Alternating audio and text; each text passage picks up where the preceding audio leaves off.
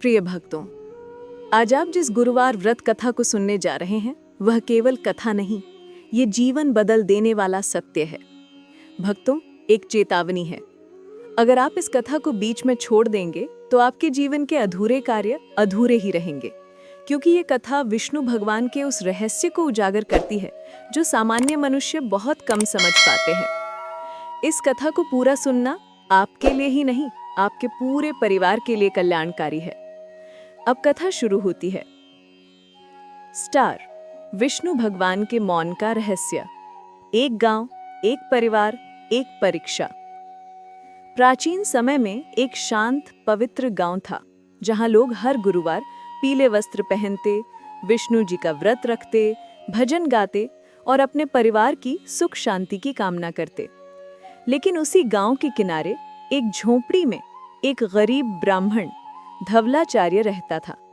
उसके घर में न धन था, न भोजन की स्थिरता, न जीवन में शांति। वह हर गुरुवार व्रत रखता, फिर भी उसका जीवन कष्टों से भरा था। गांव वाले अक्सर कहते, धवलाचार्य, इतना व्रत पूजन करते हो फिर भी तुम्हारे जीवन में सुख क्यों नहीं आता? ब्राह्मण बस मुस्कुरा देता, शायद मेरी परीक्षा बाकी है। एक दिन ब्राह्मण टूट गया। वह लगातार कई हफ्तों से भूखा था। उसकी पत्नी बीमार पड़ी थी। बेटी के विवाह की चिंता सिर पर थी। उस दिन गुरुवार था और घर में केवल एक मुट्ठी चना और थोड़ा सा जल था। ब्राह्मण बोला, प्रभु, मैं कब तक परीक्षा देता रहूं? क्या आप मेरी सुनते भी नहीं? उसकी पत्नी कमजोर स्वर में बोली, आज का व्रत मत छोड़ना। विष्णु भगवान देर करते हैं, अंधे नहीं होते। ब्राह्मण की आंखें भर आईं। वह बोला, कहते हैं प्रभु के यहाँ देर है, अंधेर नहीं, पर मेरी आंखों के आगे अंधेरा उतर रहा है पत्नी। अचानक द्वार पर दस्तक हुई। धीमे, बहुत धीमे, लेकिन लगातार। ब्राह्मण ने दरवाजा खोला। बाहर एक पीतांबरधारी साधु खड़ा था।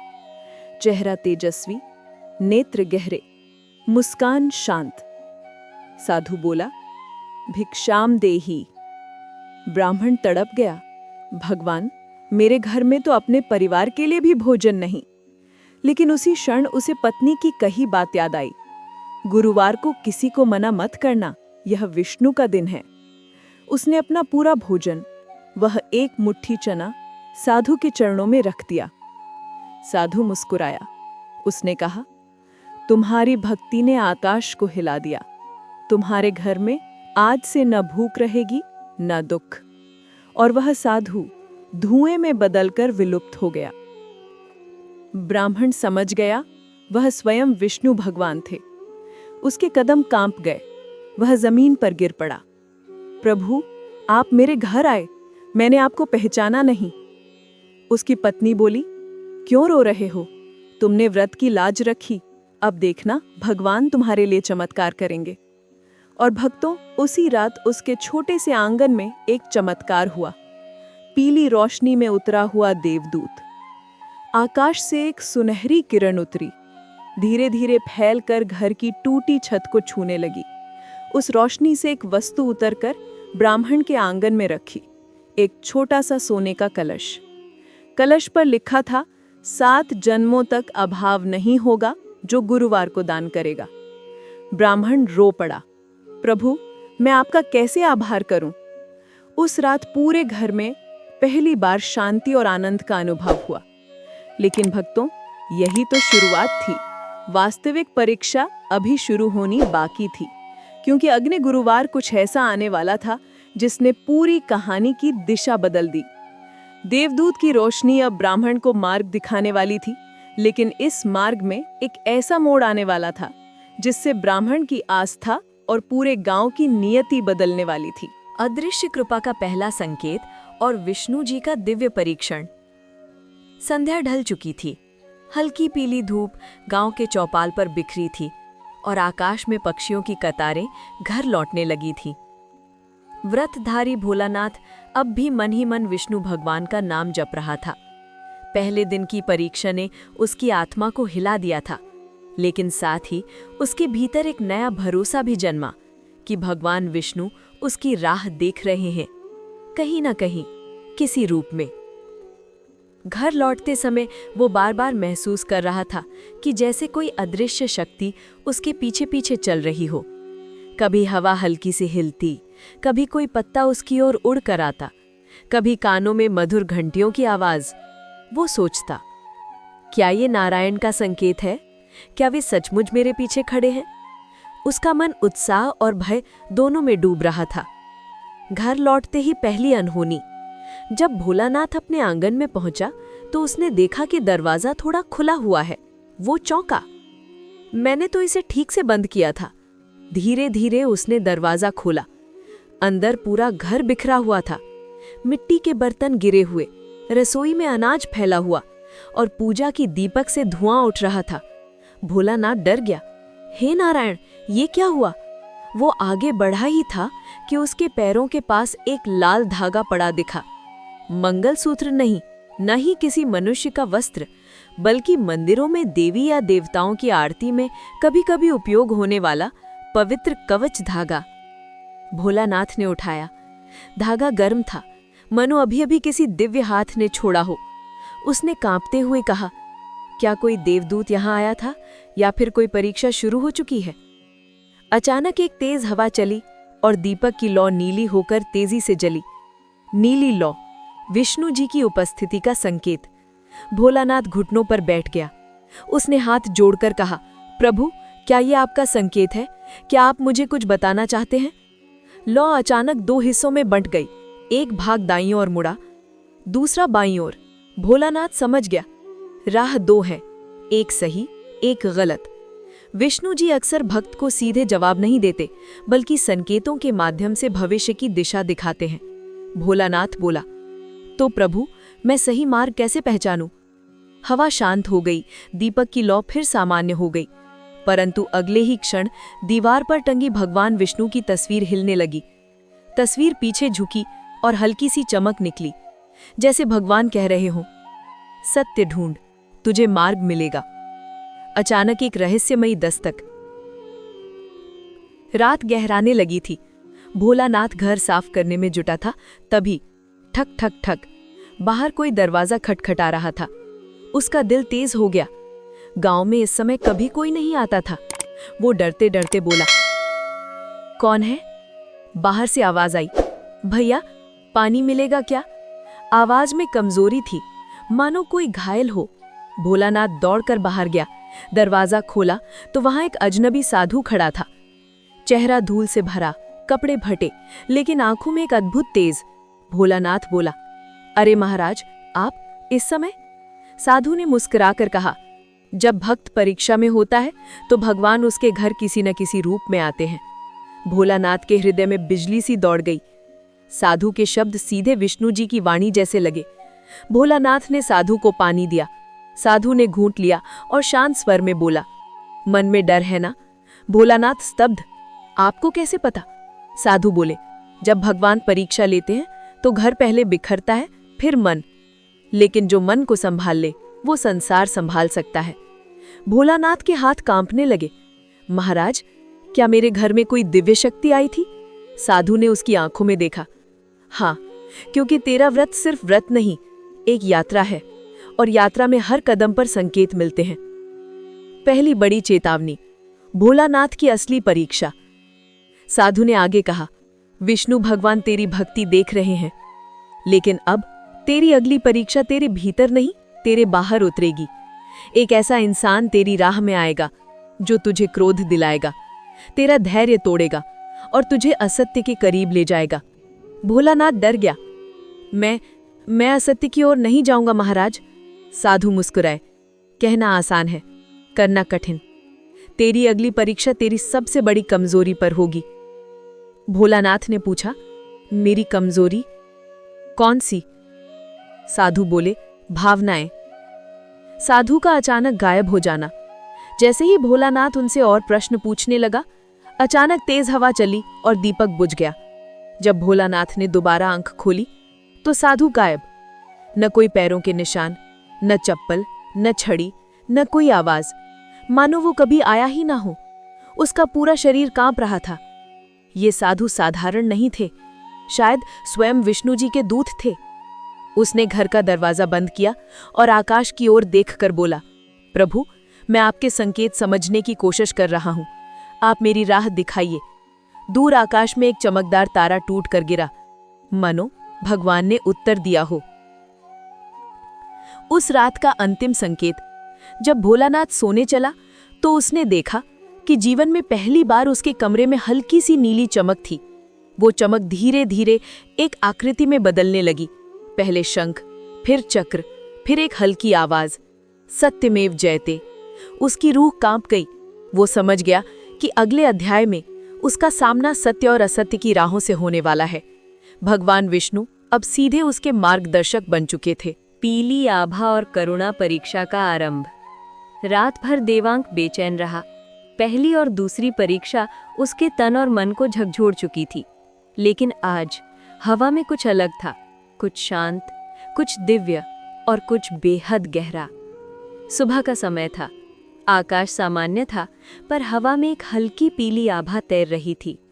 देवांक ने आंगन में कदम रखा और तुरंत महसूस किया कि प्रकृति आज किसी विशेष संकेत के साथ सांस ले रही है।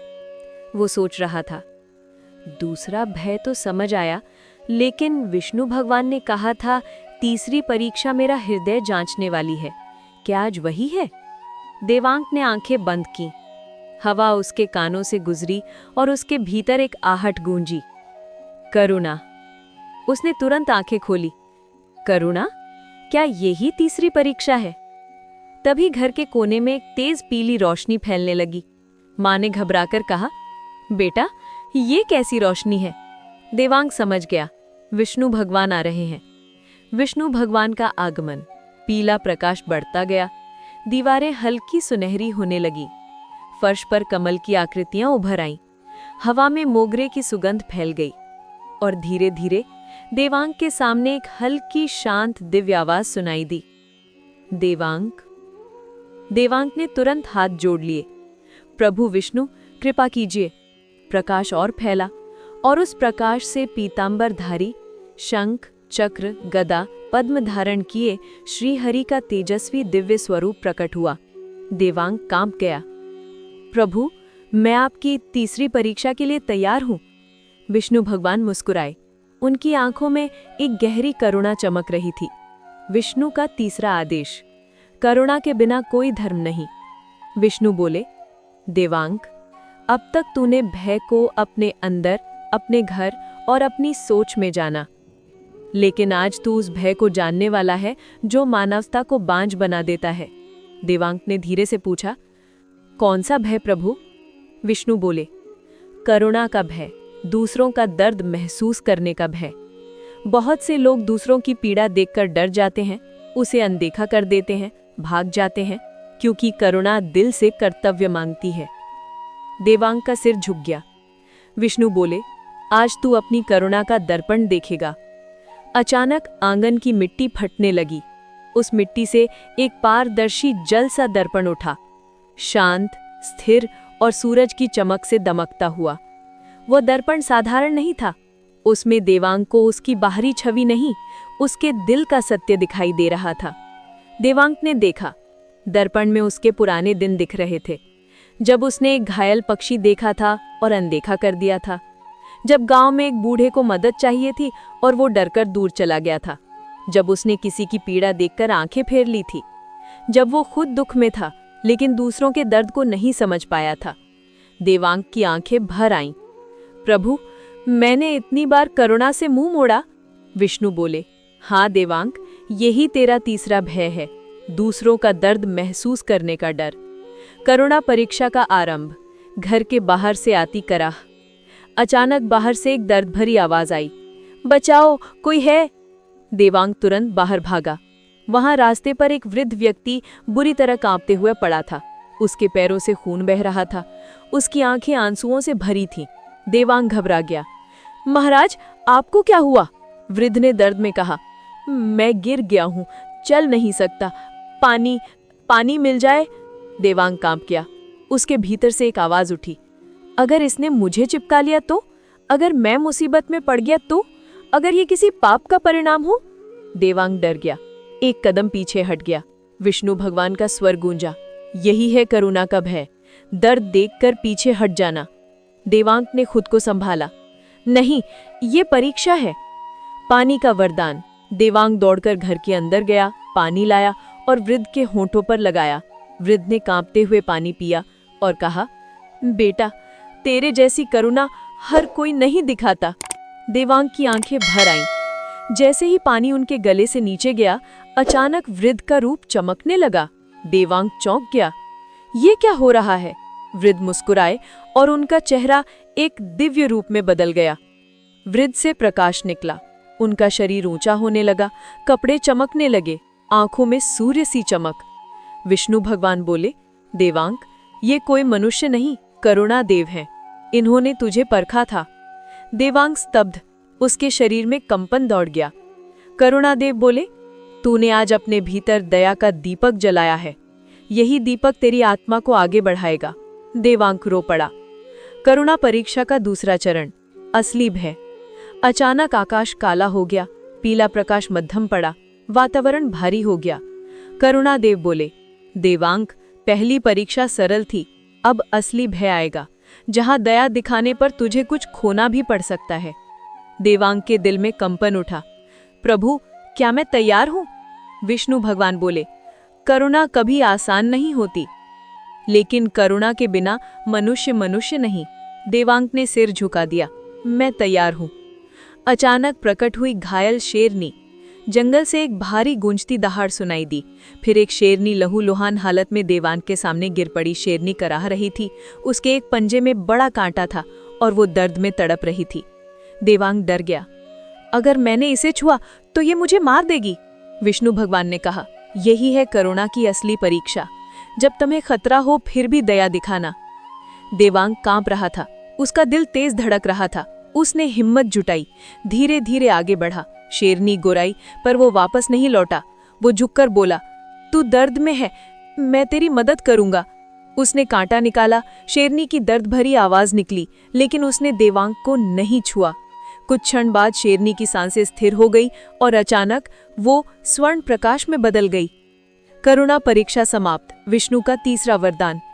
विष्णु भगवान बोले, देवांग, आज तूने करुणा के भय को नष्ट किया। आज का वरदान है करुणा शक्ति। अब तेरी करुणा दूसरों के जीवन को प्रकाश देगी। देवांग भावुक हो गया और भूमि पर दंडवत हो गया। प्रभु, आज पहली बार मैंने स्वयं को मनुष्य महसूस किया। विष्णु मुस्कुराए। अनंत श्वास का रहस्य और देवत्व का पहला आह्वान। रात गहरी नहीं हुई थी, पर वातावरण पहले से कहीं ज्यादा शांत था।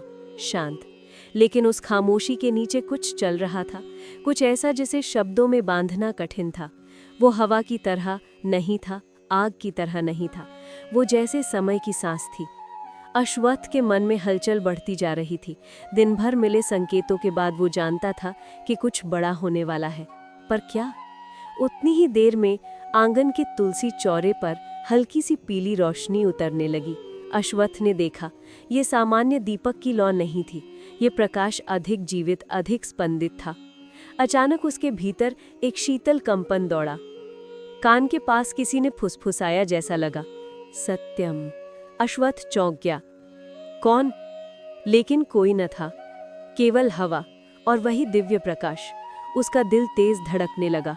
हर पल बढ़ता तनाव जैसे किसी अदृश्य दरवाजे को खोलने को मजबूर कर रहा था। तभी घर के बाहर रखे घड़े का पानी अपने आप हिलने लगा। फिर उसकी सतह पर तिरछी तरंगे उठी और अचानक पानी के ऊपर एक आकृति उभरने लगी। वो मानव आकृति नहीं, संसार की सबसे स्थिर चीज जैसा रूप था, श्वास का रूप। हल्का सफेद, पारदर्शी, मानो हवा ही खुद आकार ले रही हो। अश्वत्थ डर गया, लेकिन उसके कदम पीछे नहीं हटे। वो आकृति बोली, तेरा पहला प्रश्न अब समय ले चुका है। अश्वत्थ की आंखें फैल गई। पहला प्रश्न? मैं समझा नहीं। वो आकृति ने उत्तर दिया, ज्ञान से पहले स्वीकार होता है और स्वीकार से पहले सत्य। आज तू सत्य को देखेगा, लेकिन केवल वही जो देखने के लिए तू तैयार है। अश्वत्थ भराई आवाज में बोला, क्या आप भगवान विष्णु के दूत हैं? हल्की हवा उसके चारों ओर घूमी और आकृति ने कहा, विष्णु स्वयं श्वास है, जहाँ जीवन है वहाँ वे हैं। अश्वत्थ के पैरों में झुनझुनी दौड़ी। एक पल को उसे लगा कि उसका शरीर पृथ्वी से ऊपर उठ रहा है। उसने नीचे देखा लेकिन वो जमीन पर ही था। उठी थी केवल उसकी चेतना। आकृति बोली, तेरा नाम अश्वत्थ है, जिसका अर्थ है अक्षय, अविनाशी वृक्ष। तू केवल नाम नहीं, एक उद्देश्य लेकर जन्मा है। अश्वत्थ की आंखों में प्रश्नों की झड़ी। मेरा उद्देश्य क्या है? मैं क्या हूँ? मेरी परीक्षा किस बात की हो रही है? आकृति ने अपने पारदर्शी हाथ उठाए और उसके सामने हवा में एक गोल प्रकाश बन गया। उस प्रकाश में धीमे धीमे दृश्य बनने लगे। शुरू हुआ एक नदी से। नदी शांत थी, लेकिन पानी के भीतर तेज कंपन उठ रहा था। अश्वत्थ ने देखा एक युवा साधक नदी में डूबता उतरता प्रतीत हो रहा है। उसका चेहरा ठीक उसी जैसा था। अश्वत्थ चौंक गया। ये मैं हूँ? लेकिन ये तो मैं कभी वहां नहीं गया। आकृति बोली, ये तेरा वर्तमान नहीं, तेरी आत्मा का अतीत है। अश्वत्थ की सांस रुक गई। उसने कभी पुनर्जन्म जैसी बातों पर गहराई से विश्वास नहीं किया था, पर जो वो सामने देख रहा था उसे इनकार असंभव था। दृश्य आगे बढ़ा।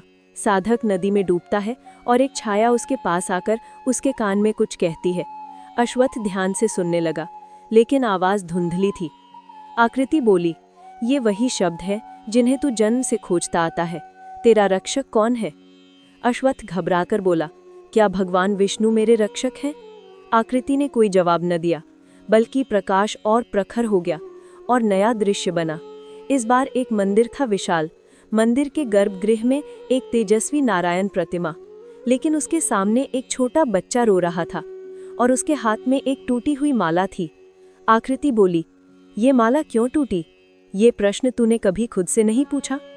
अश्वत्थ ने धीरे से कहा, क्या ये मेरा ही जन्म था? आकृति बोली, हाँ।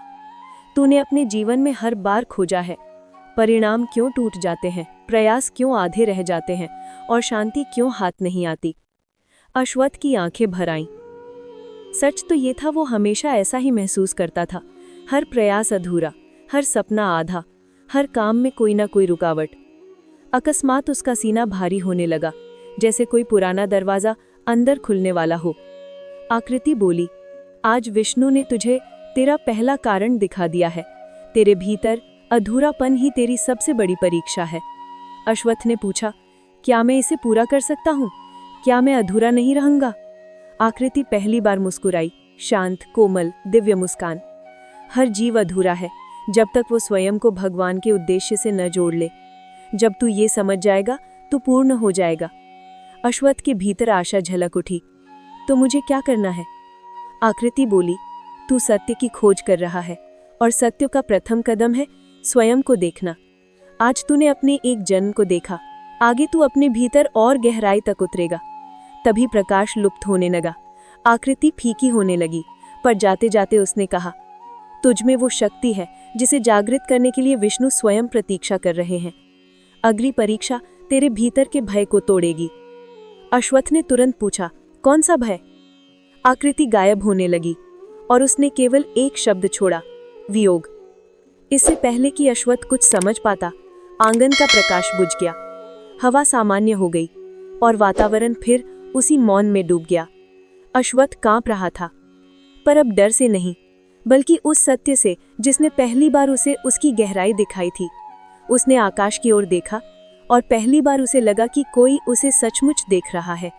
पहली परीक्षा समाप्त हो चुकी थी, लेकिन अगली कई गुना कठिन होने वाली थी। विष्णु की 5वीं परीक्षा और सत्यदीप का प्रकट होना। रात गहरी हो चुकी थी।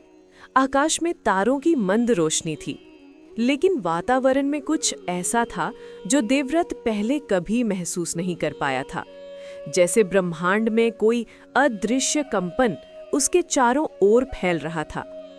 उसने अब तक 4 परीक्षाएं पार कर ली थीं, भय, कर्म, मन और वचन की। लेकिन 5वीं परीक्षा, उसका भार बाकी सभी से अलग था, क्योंकि ये परीक्षा दुनिया या दानव से नहीं, सत्य से जुड़ी थी। और सत्य से बड़ा दर्पण और कोई नहीं। देवव्रत मंदिर के प्रांगण में पहुंचा, जहां विशाल पीपल के नीचे उसने बचपन से भगवान विष्णु को जल चढ़ाया था। लेकिन आज का वातावरण कुछ और ही था। पीपल का वृक्ष हल्की नीली रोशनी से चमक रहा था। हवा स्थिर थी और जमीन पर छायाओं की आकृतियां जैसे स्वयं नृत्य कर रही थीं। अचानक एक दिव्य शंख ध्वनि पूरे मंदिर में गूंज उठी। देवव्रत घुटनों पर गिर गया। प्रभु! वहीं उसके सामने आकाश से उतरती हुई एक सुनहरी आभा उभरी। धीरे धीरे वो आभा चतुर्भुज रूप में ठहरने लगी। एक हाथ में शंख, एक में चक्र, एक में गदा और एक में पद्म। देवव्रत समझ गया, भगवान विष्णु स्वयं प्रकट हुए थे। विष्णु का 5वां आदेश, सत्य से भागना बंद कर। भगवान विष्णु ने मधुर लेकिन गहन आवाज में कहा, देवव्रत, अब तक तूने बाहरी और आंतरिक भय को देखा, लेकिन सत्य से जुड़ा भय मनुष्य को सबसे अधिक बांधता है, क्योंकि सत्य ही वो दर्पण है जिससे मनुष्य जीवन भर बचता रहता है। देवव्रत ने कांपती आवाज में कहा, प्रभु, सत्य से बड़ा भय क्या हो सकता है?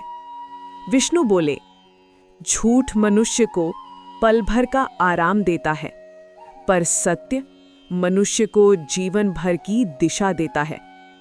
आज की परीक्षा तेरे भीतर छिपे हुए सत्य से जुड़ी है। देवव्रत घबराकर बोला, प्रभु, कौन सा सत्य?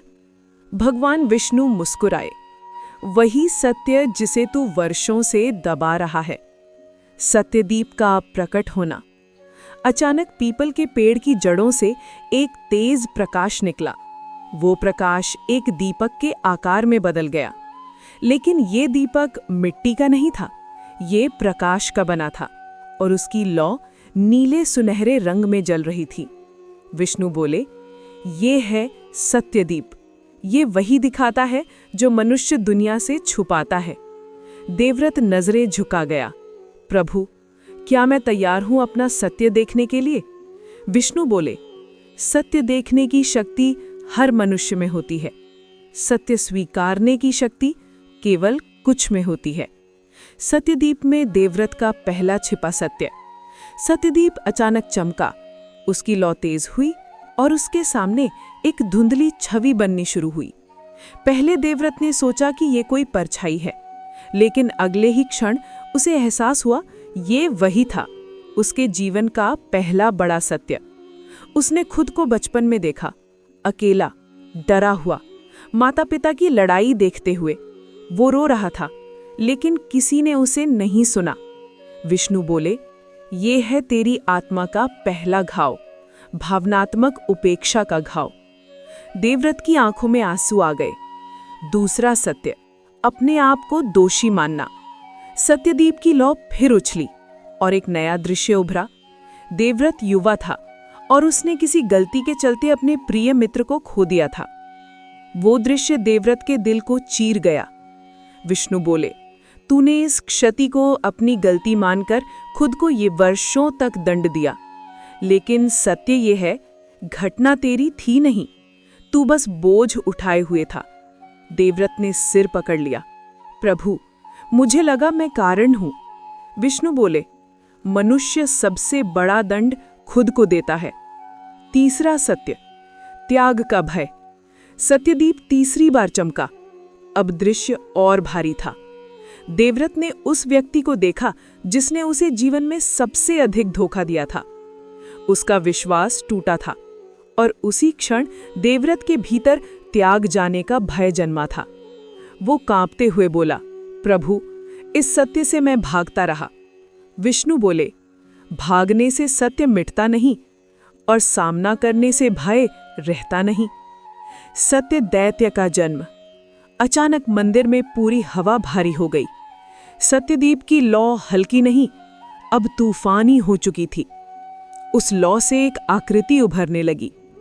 उसके चेहरे पर टूटे हुए भाव, कंधों पर घाव, आंखों में दर्द और शरीर प्रकाश और अंधकार का मिश्रण था।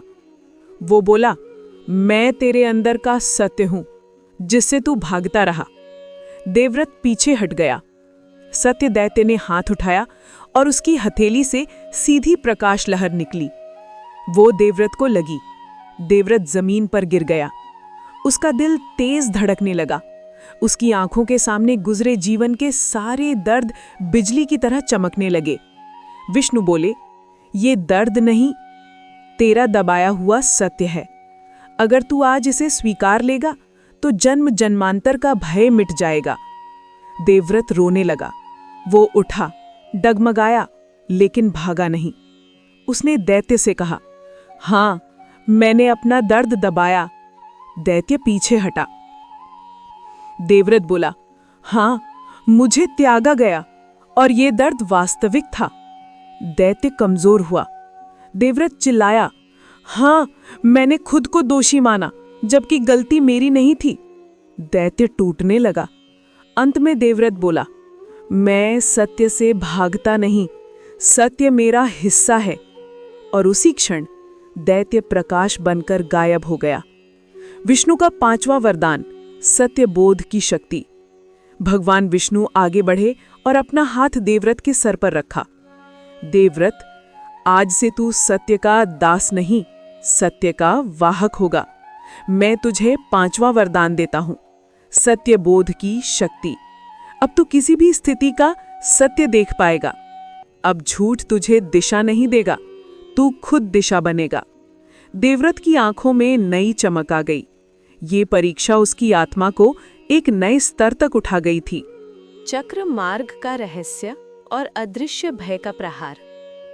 रात्रि अपनी पूर्ण निस्तब्धता में उतर चुकी थी।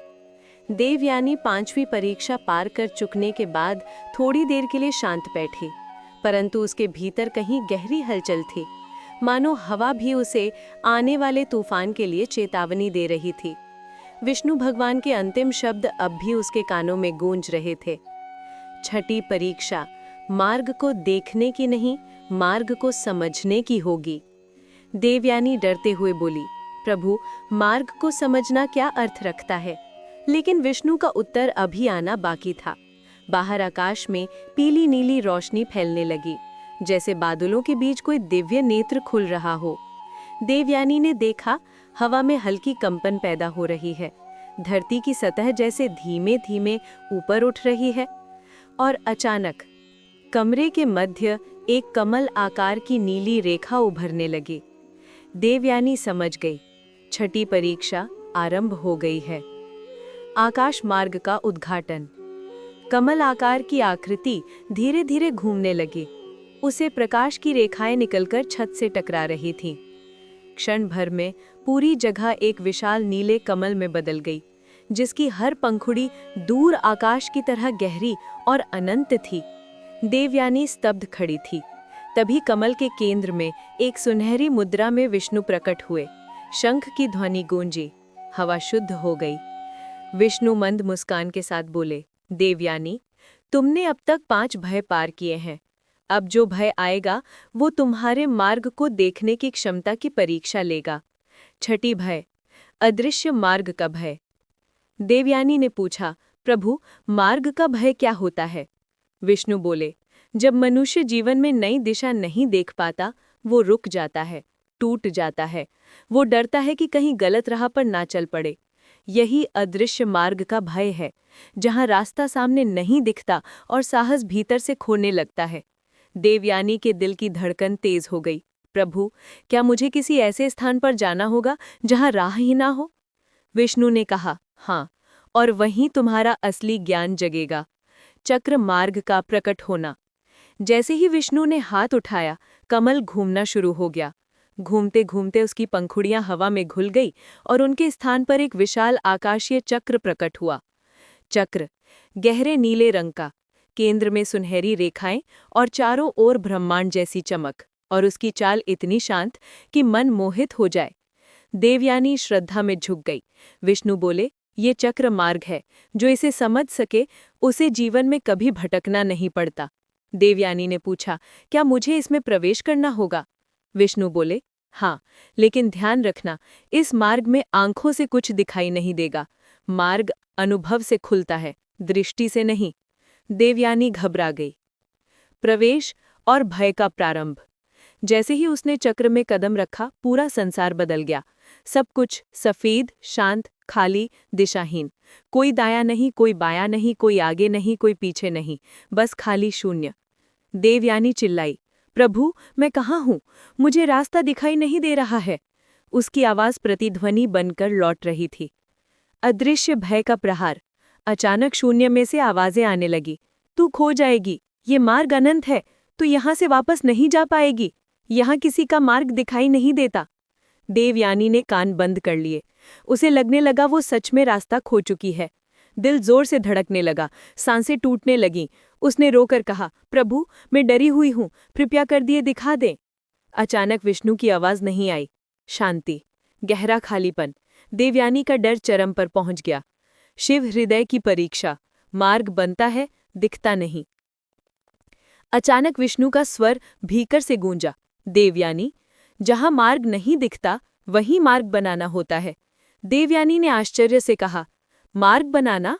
विष्णु बोले, हाँ, जिस दिशा में मन स्थिर हो वही कदम बढ़ा दो। मार्ग दिखाई ना देना अंत नहीं, नया प्रारंभ है। देवयानी ने आंखें बंद की। उसने दिशा महसूस करनी शुरू की। धीरे धीरे अदृश्य प्रकाश की हल्की रेखाएं उसके पैरों के नीचे बननी शुरू हो गई। देवयानी चौंक गई। प्रभु, रास्ता बन रहा है। विष्णु हंसे। यही जीवन का रहस्य है। अदृश्य मार्ग दृष्टि से नहीं, विश्वास से खुलता है। पहला कदम रखा, एक रेखा बनी। दूसरा कदम, रेखा आगे बढ़ी। तीसरा कदम, मार्ग थोड़ा चौड़ा हुआ। लेकिन जैसे ही देवयानी ने डर के साथ कदम पीछे रखा, पूरा मार्ग मिट गया। देवयानी रोने लगी। प्रभु, पथ गायब हो गया है। विष्णु गंभीर स्वर में बोले, डर मार्ग मिटाता है, विश्वास मार्ग बनाता है। देवयानी ने गहरी सांस ली और फिर हिम्मत करके आगे कदम बढ़ाया। मार्ग फिर उभरने लगा। अदृश्य भय का अंत। अचानक आवाजें जोर जोर से चिल्लाने लगीं, तू गिर जाएगी, तू गलत जा रही है, ये मार्ग झूठा है। देवयानी रुक गई, लेकिन इस बार उसने आवाजों पर ध्यान नहीं दिया। उसने कहा, मैं मार्ग देख नहीं पा रही, परंतु मैं महसूस कर रही हूं, और जहां मन स्थिर हो वही दिशा सही है। जैसे ही उसने ये कहा, एक तेज प्रकाश फूटा और पूरा शून्य टूट गया। मार्ग पूरी तरह सुनहरी प्रकाश में बदल गया। विष्णु प्रकट हुए। आकाशलोक का चक्र फिर शांत हुआ। विष्णु बोले, देवयानी, तुमने छठी परीक्षा पूर्ण कर ली है। तुमने समझ लिया कि मार्ग कभी भी अचानक दिखाई नहीं देता, वो अनुभव, विश्वास और साहस से बनता है। देवयानी ने विनम्रता से सिर झुकाया। विष्णु का छठा वरदान, मार्गदर्शन शक्ति। विष्णु ने अपने शंख से एक दिव्य प्रकाश निकाला और देवयानी के माथे पर स्पर्श किया। आज से जहां भ्रम हो, जहां दिशा न दिखे, जहां लोग भटके हों, तुम मार्गदर्शक बनोगी। ये वरदान दुर्लभ है। देवयानी की आंखें भर आईं। प्रभु, मैं इस कृपा की योग्य कैसे? क्योंकि तुमने अदृश्य को समझा, जो बहुत कम लोग कर पाते हैं। अदृश्य मार्ग का रहस्य और विष्णु भगवान का 7वां संकेत। प्रिय भक्तों, आज की ये कथा बहुत अद्भुत है, क्योंकि आज भगवान विष्णु स्वयं भक्त के सामने अदृश्य मार्ग का रहस्य खोलने वाले हैं। और यदि ये कथा बीच में छोड़ दी जाए तो मनुष्य अपने जीवन के सबसे आवश्यक संदेश से वंचित रह सकता है।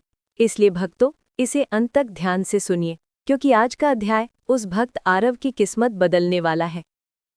रात गहरी हो चुकी थी। आकाश तारों से भरा था, लेकिन मन में बेचैनी उतनी ही भारी। आरव विष्णु भगवान द्वारा दी गई छठी परीक्षा पूरी कर चुका था, लेकिन उसके भीतर एक ऐसा प्रश्न बार बार उठ रहा था जो उसे चैन नहीं लेने दे रहा था। प्रभु कहते हैं कि 7वीं परीक्षा अदृश्य मार्ग से जुड़ी है, लेकिन अदृश्य मार्ग कैसा होता है? जो दिखता ही नहीं उस पर कैसे चला जाता है? आरव की चिंताएं खत्म नहीं हुई थी कि अचानक उसके सामने हल्की नीली रोशनी फैलने लगी। हवा ठंडी हो गई, पेड़ बिल्कुल स्थिर, और जमीन पर एक चमकीला गोला उतरा। आरव समझ गया कि विष्णु भगवान प्रकट होने वाले हैं, और ठीक उसी पल प्रकाश समुद्र की तरह फट गया और भगवान विष्णु का दिव्य स्वरूप नीली आभा के साथ प्रकट हुआ। श्याम वर्ण, 4 भुजाएं, शंख, चक्र, गदा और पद्म। उनके चेहरे की मुस्कान मानो ब्रह्मांड को शांत कर दे। आरव हाथ जोड़कर गिर पड़ा। प्रभु, आपका साया मेरे जीवन पर बना रहे। विष्णु भगवान ने हल्का सा मुस्कुराते हुए कहा, आरव, उठो, तुम्हें आज 7वीं दिशा का संदेश दिया जाएगा। आरव बोला, प्रभु, 7वीं दिशा? धरती पर तो 4 दिशाएं, आकाश में 2 दिशाएं, और एक पाताल की दिशा। लेकिन 7वीं दिशा कौन सी? विष्णु भगवान बोले, 7वीं दिशा मनुष्य का भीतर का मार्ग, जहां प्राण, संकल्प और विश्वास एक साथ मिलकर अदृश्य यात्रा रचते हैं। आरव स्तब्ध था। उसने कभी ऐसा कोई मार्ग न सुना था, न देखा था। अचानक जमीन फटने लगी, लेकिन यह किसी भूकंप जैसा नहीं था। यह एक दिव्य परिवर्तन था। उस फटी हुई भूमि से एक दर्पण निकलने लगा, लेकिन यह दर्पण कांच का नहीं, पानी जैसा था। लहरें उठती थीं और फिर पूरी तरह स्थिर हो जाती थी। आरव ने डरकर पूछा, प्रभु, यह क्या है? विष्णु भगवान बोले, यह है अंतर्दर्पण। यह तुम्हें रास्ता नहीं दिखाएगा, बल्कि तुम्हें तुम्हारे भीतर का मार्ग दिखाएगा। मनुष्य का सबसे बड़ा भ्रम यही है कि मार्ग बाहर होता है, जबकि असल मार्ग हमेशा भीतर से निकलता है। आरव दर्पण के सामने खड़ा हुआ और देखते ही उसके चेहरे पर घबराहट उतर आई। दर्पण में वो खुद नहीं दिख रहा था, दिख रहा था उसका डर। वहां एक काली छाया थी, कमजोर, झुके कंधे और उसकी आंखों में अविश्वास के साए। आरव ने कांपते हुए पूछा, प्रभु, यह कौन है? विष्णु भगवान बोले, यह तुम हो, लेकिन वह तुम जो मार्ग दिखाई न देने पर टूट जाते हो। यह रूप तुम्हारा भ्रमित मन है। आरव की आंखें भर आईं। क्या मेरे भीतर इतना अंधकार है? भगवान बोले, अंधकार बुरा नहीं, वह केवल दिशा मांगता है। अचानक दर्पण घूमने लगा और उसके भीतर एक जंगल दिखाई दिया, घना, अंधेरा और बिना रास्तों वाला।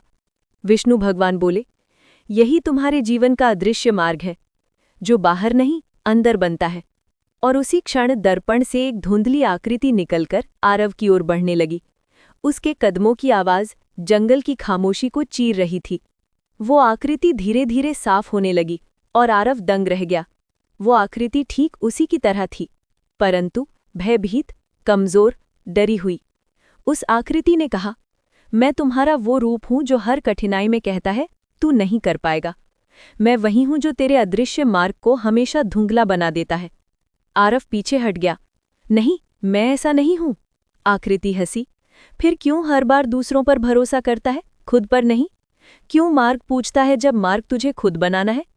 विष्णु भगवान गूंजे, आरव, यह तेरे भीतर का भ्रम स्वरूप है। आज इसे तुझे जीतना होगा।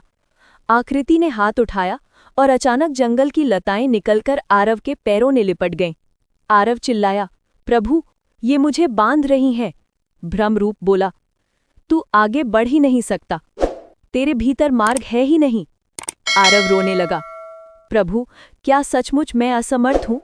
विष्णु भगवान गरजे, कभी भी मार्ग सामने नहीं आता, संकल्प उसे जन्म देता है। आज की परीक्षा मार्ग ढूंढने की नहीं, मार्ग बनाने की है। वो क्षण आरव की आत्मा को हिलाकर रख गया। उसने आंखें बंद की और मन ही मन कहा, मैं मार्ग नहीं खोजूंगा, मैं मार्ग बनाऊंगा। अचानक उसके पैरों को जकड़ी हुई लताएं ढीली पड़ने लगी। भ्रम रूप पीछे हट गया। आरव ने पहली बार अदृश्य मार्ग की दिशा महसूस की। वह आंखों से नहीं, मन से दिखाई दे रहा था। विष्णु भगवान मुस्कुराए और बोले, यही 7वां संकेत है आरव। जो मार्ग दिखाई न दे, वही सच्चा मार्ग होता है, क्योंकि वह प्राण तत्व से बनता है, दृश्य तत्व से नहीं। आरव झुका, उसका हृदय कृतज्ञता से भर गया। भ्रम रूप धुएं में बदल गया और दर्पण शांत हो गया। विष्णु भगवान बोले, तुमने अदृश्य मार्ग को पहचान लिया। अब 8वीं परीक्षा और भी कठिन होगी। आरव ने सिर झुकाकर कहा, प्रभु, आपकी कृपा से मैं तैयार हूं। विष्णु के छुपे हुए वरदान का रहस्य और देववाणी का प्रकट होना। रात बीत चुकी थी, लेकिन देवव्रत के लिए समय जैसे रुक गया था। वो अभी भी विष्णु भगवान द्वारा दिए गए 7 रहस्यमय संकेतों को मन में दोहरा रहा था। जंगल शांत था, पर हवा में एक अद्भुत ऊर्जा बह रही थी।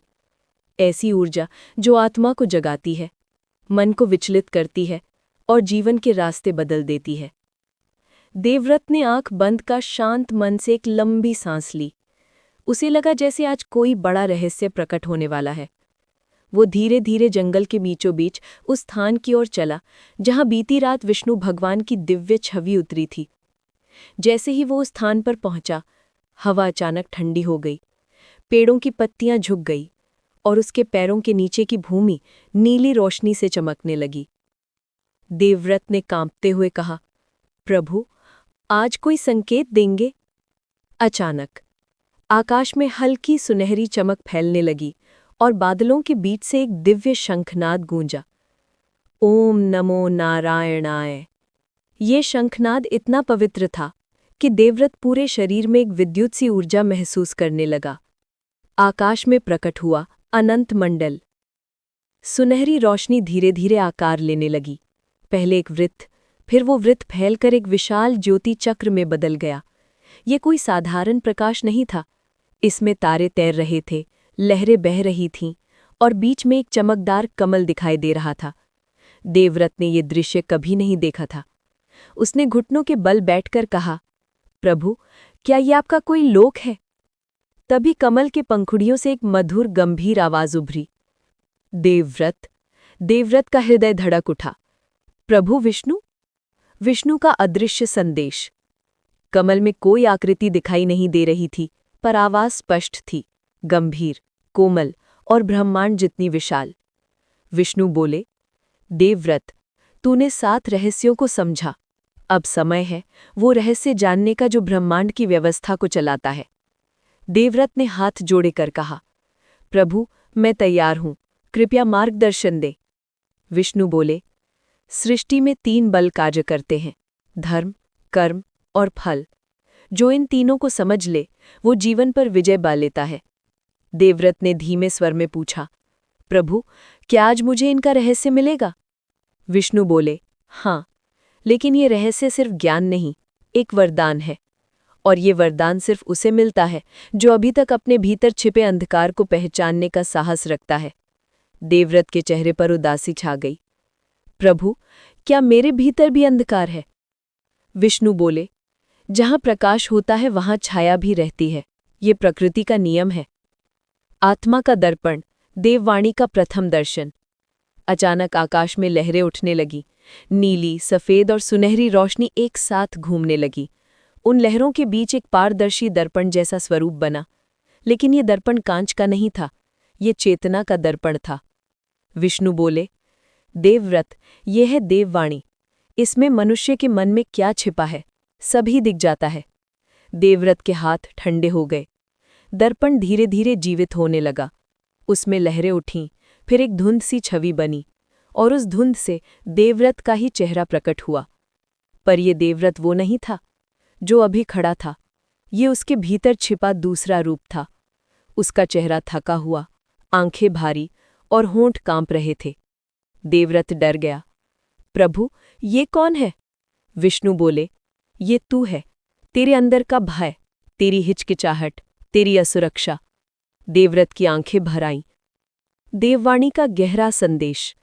अचानक दर्पण में मौजूद देवव्रत बोलने लगा, तू सोचता है तू योग्य नहीं, तू डरता है कि तेरे निर्णय गलत होंगे, तू मानता है कि तू अकेला है।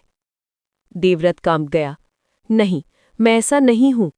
विष्णु बोले, यही तेरी असल लड़ाई है, दुनिया से नहीं, अपने मन से। देवव्रत ने आंसू पोंछे। प्रभु, मैं इस भय को कैसे हराऊं? विष्णु बोले, पहले से स्वीकार कर, फिर उसे पार कर, यही मार्ग है। विष्णु का छिपा हुआ वरदान। कमल और सुनहरी मंडल और अधिक चमकने लगे। विष्णु बोले, आज मैं तुझे एक ऐसा वरदान दूंगा जो केवल उन्हीं को मिलता है जो अपने भीतर झांककर सत्य का सामना करते हैं। देवव्रत की आंखें चमक उठी। प्रभु, कौन सा वरदान? विष्णु बोले, तुझे मिलता है धर्म चेतना वरदान। अब तू अच्छे बुरे का भेद सिर्फ दिमाग से नहीं, अपनी आत्मा से कर सकेगा। तुझे संकट में सही दिशा दिखाई देगी। देवव्रत भावुक हो गया।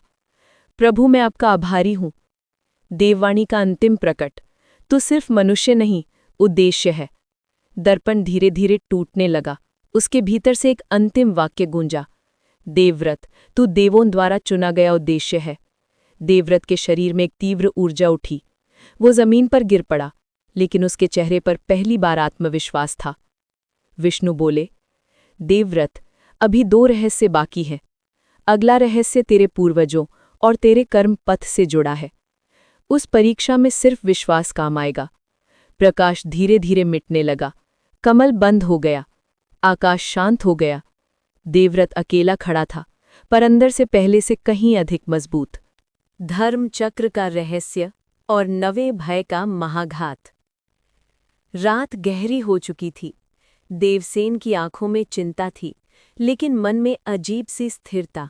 वो जान चुका था, जब तक विष्णु भगवान स्वयं कोई संकेत ना दें, ये शांति असली नहीं। और हुआ भी वही। आकाश के मध्य अचानक एक सुनहरी रेखा चमकी। धीरे धीरे वो फैलने लगी, तरंगे बनाती हुई, जैसे कोई दैवी शंख की ध्वनि हवा में तैर रही हो। देवसेन सावधान हो गया।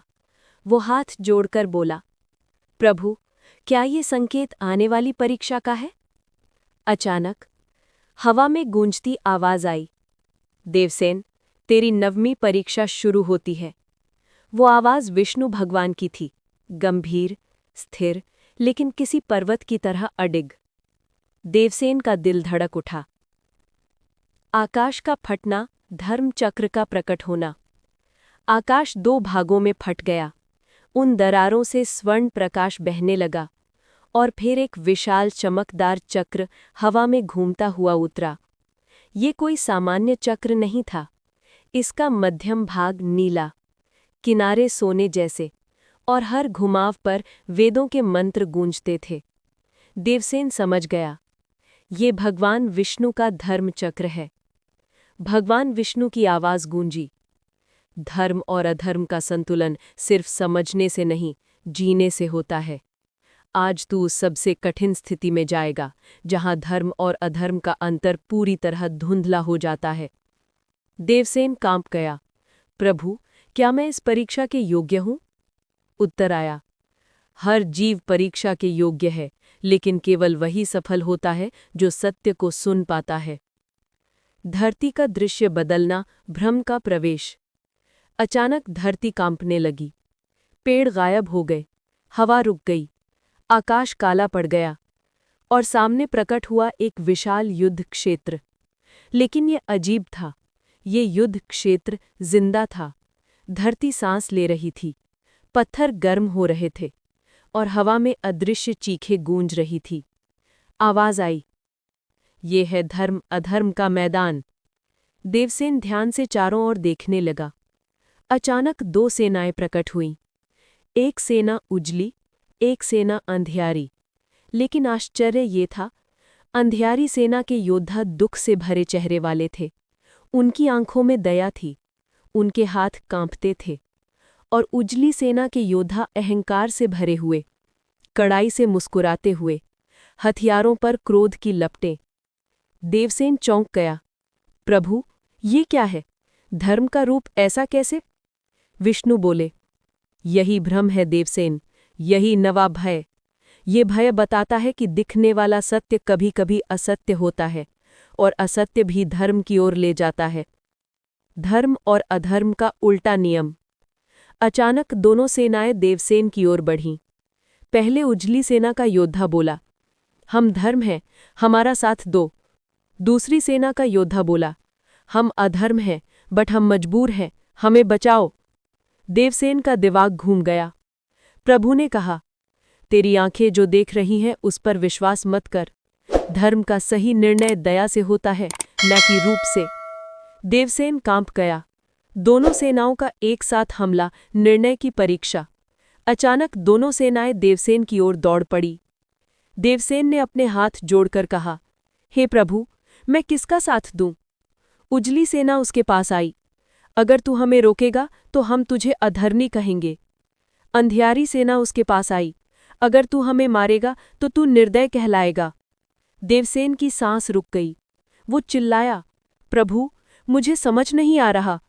विष्णु भगवान का नवा आदेश, हृदय से निर्णय लो। आकाश से आवाज आई, देवसेन, आज आंखें धोखा देंगी, कान धोखा देंगे, बुद्धि भी भ्रम में फंस जाएगी। केवल हृदय सही धर्म का मार्ग बताएगा। देवसेन ने आंखें बंद की। हवा शांत हो गई, समय रुक गया, और उसके मन में एक धीमी आवाज उठी, धर्म हमेशा कमजोर के साथ खड़ा होता है। देवसेन की आंखें खुली। उसने कहा, मैं उस पक्ष का डिफेंस करूंगा जो वास्तव में पीड़ित है, न कि जो धर्म का नकाब पहनता है। उजली सेना चीख उठी, ये धोखा है। अंधियारी सेना के योद्धा रोने लगे। धन्यवाद, किसी ने पहली बार हमें मनुष्य माना है। धर्म चक्र का सक्रिय होना।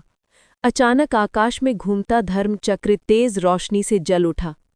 वो घूमता हुआ युद्ध भूमि के ऊपर गया और फिर उसकी रोशनी अंधियारी सेना पर पड़ी। उजली सेना के योद्धा चीखने लगे, नहीं, हम उजले हैं, हम धर्म हैं। लेकिन धर्म चक्र उनकी ओर नहीं गया। वो अंधियारी सेना में दाखिल हुआ और धीरे धीरे उनके शरीरों से काला धुआं निकलना शुरू हो गया। विष्णु बोले, धर्म का काम न्याय करना है, चमक नहीं। अंधियारी सेना के योद्धा पापी नहीं थे, पीड़ित थे। देवसेन की आंखों में आंसू आ गए।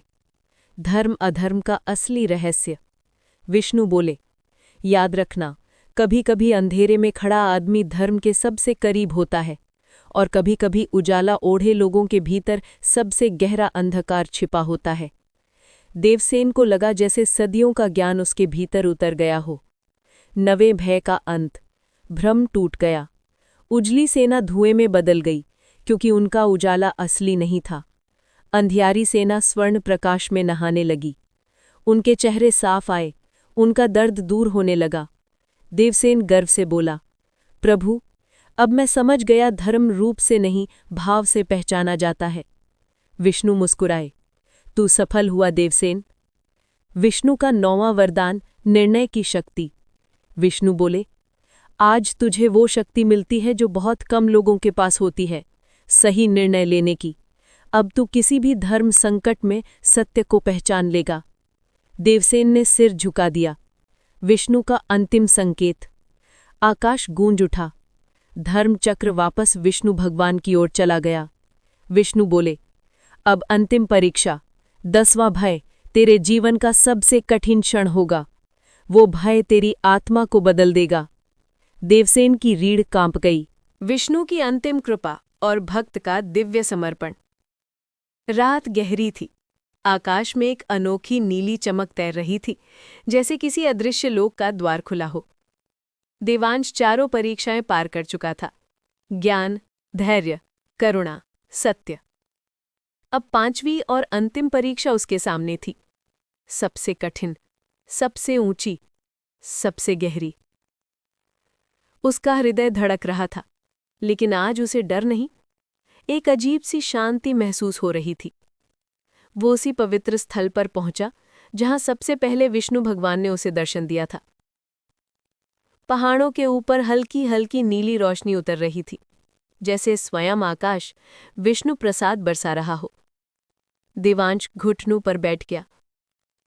प्रभु, मैं तैयार हूं। अचानक हवा रुक गई, पत्ते स्थिर हो गए, धरती जैसे गूंज उठी और आकाश से उतरी वो दिव्य आवाज, देवांश। ये वही आवाज थी जो उसकी आत्मा में पहली बार गूंजी थी, गहरी, शांत और असीम करुणा से भरी। देवांश ने हाथ जोड़ते हुए कहा, प्रभु, क्या आज अंतिम परीक्षा है? विष्णु भगवान का स्वर तैरता हुआ आया, हाँ, आज वो परीक्षा है जो मनुष्य को भक्त बनाती है और भक्त को दिव्य। देवांश आंखें बंद कर सुनता रहा। स्वारा, विष्णु का संदेश, सबसे बड़ी परीक्षा समर्पण की है। विष्णु बोले, विद्या, तप, सेवा और सत्य, ये सब तब तक अधूरे हैं जब तक मनुष्य स्वयं को ईश्वर को समर्पित न कर दे। देवांश ने पूछा, प्रभु, समर्पण कैसे सीखा जाता है? विष्णु मुस्कुराए, जब मनुष्य अपनी इच्छा को ईश्वर की इच्छा मान ले, उसे समर्पण कहते हैं। जब मनुष्य हर दुख में अपनी गलती नहीं, ईश्वर की लीला देखे, उसे समर्पण कहते हैं। जब मनुष्य अपनी हर सांस ईश्वर की भक्ति में लगा दे, उसे समर्पण कहते हैं। देवांश के हृदय में ये बात तीर की तरह बैठ गई। अचानक आकाश में 2 शक्तियां प्रकट हुईं। एक तरफ नीली शांत रोशनी, जो विष्णु भगवान का प्रतीक थी। दूसरी तरफ लाल सुनहरी तेजस्विता, जो धर्म का प्रतीक थी। विष्णु बोले, देवांश, तेरी अंतिम परीक्षा इन्हीं दोनों के बीच में है। देवांश थरथरा उठा। प्रभु, परीक्षा कैसी? विष्णु बोले, तुझे चुनना है कि तू अपने जीवन में क्या सबसे ऊपर रखेगा, अपनी इच्छा या धर्म की इच्छा। जिस दिन तू ये चुन लेगा उसी दिन तेरी भक्ति पूर्ण होगी। देवांश कुछ पल मौन रहा। उसने अपने जीवन को याद किया, वो दिन जब वो भूखा सोया, वो क्षण जब उसे अपमान सहना पड़ा, माँ का दर्द, गांव का संघर्ष, और फिर वो दिन जब विष्णु भगवान ने मार्ग दिखाया। उसे एहसास हुआ, हर कठिनाई ने उसे भगवान की ओर धकेला था, हर आंसू ने उसे शक्ति दी थी, हर असफलता ने उसे भक्ति के करीब किया था। उसने धीरे से कहा, प्रभु, मेरे जीवन का मार्ग आप तय करें। मेरी इच्छा नहीं, आपकी इच्छा ही मेरी इच्छा है। आकाश कांप उठा। दोनों शक्तियां, नीली और सुनहरी, एक दूसरे में विलीन हो गई। दूर पहाड़ों से शंख की आवाज उठी। स्वरा, विष्णु का प्रकट होना, भव्य, दिव्य, अनंत। अचानक देवांश के सामने स्वयं भगवान विष्णु प्रकट हुए। चारों भुजाएं दिव्य प्रकाश से भरी, शंख, चक्र, गदा और पद्म चमकते हुए, कुंडल से निकली अग्निज्योति, कदम कदम पर कमल खिलते हुए, और चेहरा करुणा और प्रेम की मूर्ति। देवांश कांपते हुए गिर पड़ा। प्रभु, आपका दर्शन, ये मेरे जीवन का सबसे बड़ा आशीर्वाद है।